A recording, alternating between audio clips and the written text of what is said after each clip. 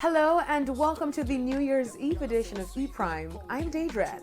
Now all is set for the annual staging of the Urban Development Corporation UDC fireworks on the waterfront. The event will be held along Ocean Boulevard in downtown Kingston tonight and will see thousands of patrons coming together to celebrate the beginning of a new decade. Now in its 18th staging, fireworks on the waterfront has become a staple on the calendars of many Jamaicans. The family-friendly event will feature performances from Styler G, Ding Dong, Jermaine Edwards, among others.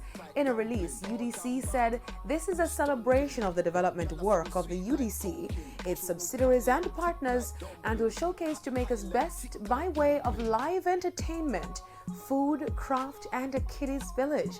The event has been expanded to Ocherius as the St. Anne Development Company SADCO, a subsidiary of UDC, will host fireworks on the bay at Ocherius Bay Beach for the third consecutive year. Today, the fireworks on the waterfront first started back in 1999. Now onto the international scene, where American entertainment mogul Sean Diddy Combs will be honored with the 2020 Grammy Salute to Industry Icons Award during the annual pre-Grammys party next month. Combs will be recognized during the pre-Grammy Gala on Saturday, January 25, the evening prior to the 62nd Annual Grammy Awards. Diddy's empire spans clothing, beverages, philanthropic work, political activism, and film and TV assets, including the cable network Revolt that he launched back in 2013.